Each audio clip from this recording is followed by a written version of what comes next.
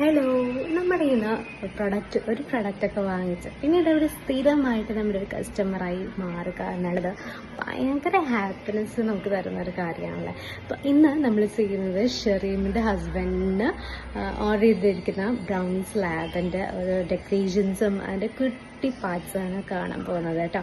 അപ്പോൾ ഓർഡർ ചെയ്തിരിക്കുന്നത്, നമ്മുടെ ഓർഡർ വന്നിരിക്കുന്നത് 4/3 എന്നാണ്. സോ നമുക്ക് കണ്ടു നോക്കിയാലോ.